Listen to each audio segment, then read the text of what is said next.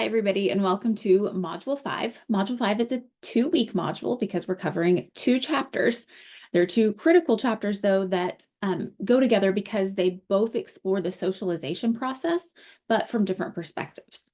So last week, we spent a chapter on culture and what makes culture.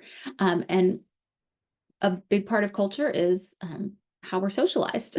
So we're going to dive into those this week. So in the first chapter is going to guide us through how various agents of socialization, as in an agent is something that makes something happen, right? So agents of socialization, what socializes us? And so we're going to cover the impact of families on socialization, peers, schools, workplaces, government, and media. So it's not just the socialization of young children.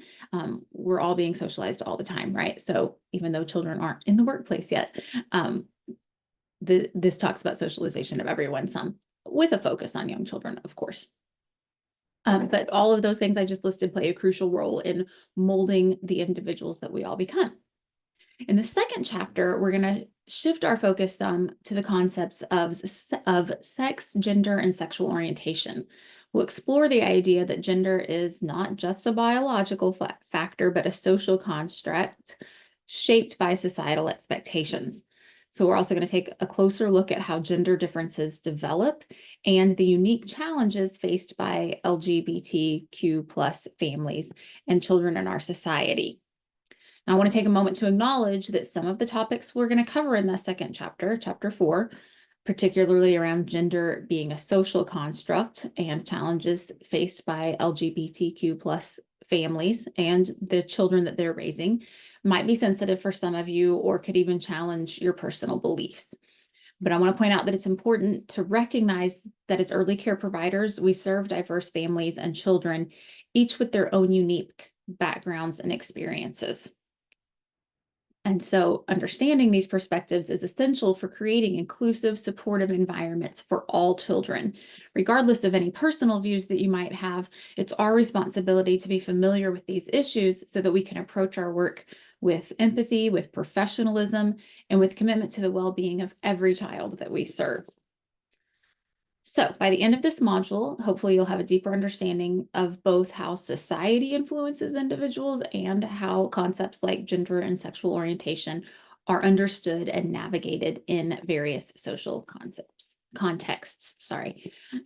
So we're going to take a look at the module for this week. I will share my screen with you. All right, so module 5. Here's your welcome page. Kind of an overview of the module, which I just gave you. And then the objectives of the module, what key competencies of NAEYC we're going to meet through this module, and then the individual chapter learning objectives. And how we're going to accomplish that is by reading the content, watching the videos, taking a quiz over each chapter, engaging with your classmates on 2 class discussions for this module, since there are 2 different weeks, submitting your bioecological portrayal, and exploring the family interview assignment, and then reflecting on how, sorry, I got a typo there, racial bias in early childhood education. And anyway, it's an extra credit opportunity. Sorry about that. I need to figure out what I meant to be saying there. Here's your skeletal outline for chapter 5, or for module 5, and we will keep going. So here are your readings. There's a link to chapter 2 and a link to chapter 4. Your videos for this week are actually, you get to pick one from each category, and they're going to have to do with the discussion that we will do in the second week. So you don't have to watch all of these. However, I mean, they're just videos. You might as well watch and learn and take in all that you can. But when you get the assignment for the discussion for the second week of the module, you can come back here and watch them. Or you can watch them now and watch them again then. But this is where they are. So let's just look at the module as a whole for a second before we keep going, because I want to look at some of the due dates. Okay, so your skeletal outline, even though it isn't due until the last day of the module, is I went ahead and gave it to you because ideally this is the first thing that you're opening up, that you're either having open on a document beside, in a different window while you're doing this, or if you print it off, that it's beside you while you're doing this. Because the idea of the skeletal outline is that you're taking notes as you read, as you watch the videos, while you partake in discussion. While you do all the things, you're making notes in the skeletal outline. So that's why I've got it as the first thing, even though it's not due till the last, because I want it beside you all the time.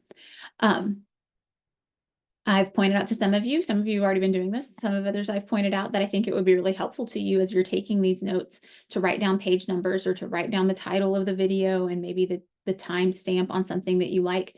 And that way it's easier to go back and reference if you want to maybe use something that you learned in in one of your assignments or something, you know exactly where to go get it. So I just think that's a good reason. And make sure you're giving detail in these. Okay, so that is your notes. And then we've got a discussion. So you'll notice that this one is due on the 25th. So you've got a couple days before it opens, I think. I might have to change my view for us to be able to look at it in a second. But so you've got two discussions. They're not at the same time. Like this one isn't going to open until the 24th. So this one's due the 25th. This one opens the 24th. So let's see if we can see this in this view. We cannot. Let me do this. Okay, so you're going to, for this first discussion, reflect back on when you were growing up. How did you come to learn about and understand the world? Include the following aspects in your reflection: family, school, peers, media. Compare and contrast how children's socialization process today is different than how you were socialized as a child. Include the following aspects in your comparison: family, school, peers, media. So if you've already been working on your bioecological portrayal, you already have a lot to say about these things probably. If you have not been working on it yet, maybe these will help you start working on it and give you some ideas. And then, you know what? I shouldn't have this question in here yet because, well, yeah, you've already read chapter 4 by the time you get to this. Sorry, it's not broken up into weeks. So you've read chapter 4. So then as a third question, how has your gender identification been impacted by societal gender roles? Is your culture or the culture of your family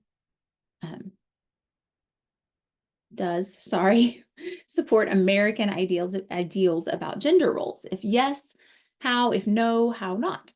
And what challenges did you or do you face in regards to gender identification? I mean, this doesn't have to be about, oh, I identify another way, but it could be about, I like this thing that society told me boys are supposed to like, or all kinds of things. Really, if you think about gender identification, it's about what society has decided each gender should be. It's not that, it's not a concrete thing. It's what society has told us girls should be or boys should be.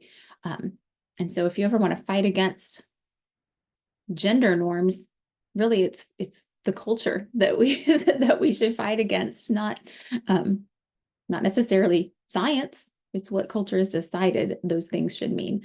And maybe you think that's a good thing. Maybe you think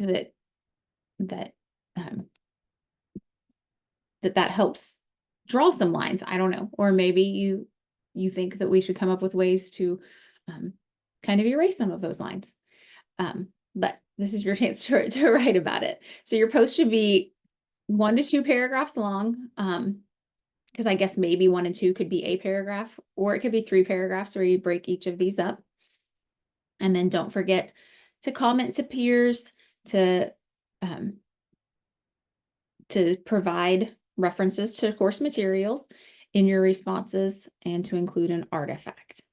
So that is the discussion for the first part of the week.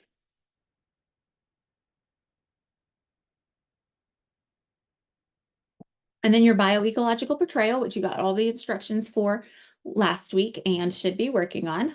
You've got another, I think this part is the example that you already had, but here's an example of the second part if you want to be looking at those. And here's the grading rubric.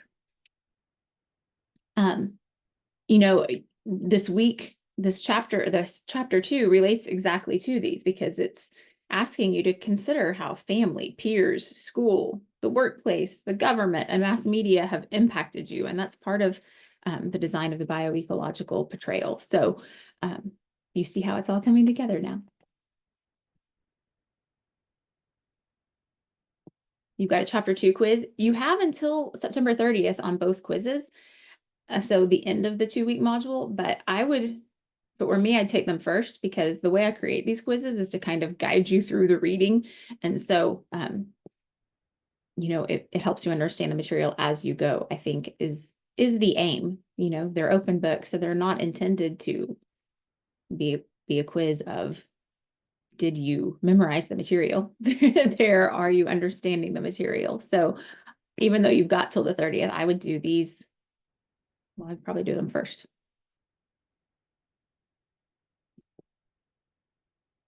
All right, and then the second discussion. Oh, I'm not in View as a student anymore. I have some changes I'm going to make to this one. So don't get too too set on what it says on the screen, because I've got some changes I'm going to make before it publishes, and I will publish a video to go with it to explain more clearly. So let's go to the next thing, which is the family interview, which you're going to do the following week, but this week we'll give you the instructions for it. I'm trying to pace you, so I haven't opened it yet, but just like we did with the bioecological portrayal, you'll see the instructions for the family interview, and you'll have a chance to ask questions. And so make sure you read over this. You are the next week going to have to interview a family, so you don't want to put this off because you're going to have to make arrangements to interview a family. So just know that that is coming. And then here's your extra credit that you can do if you would like to. And we'll leave that as our week. Oh, yeah, that's the next module. So, as always, please reach out if you have any questions concerning assignments or grasping the material. These are literally the things that I am here for, so it is never a problem for you to reach out, and you can hopefully reach me immediately unless I'm working with someone else during any of my office hours, or if you send me a message in Canvas inbox, I will get back to you as soon as I can. Immediately or almost immediately if it's during office hours. If it's not, I'll get back to you just as soon as I can. So I hope you enjoy this week, and that it makes you think, and that it helps you get to know yourself better so that you can then get to know the families that you're serving better.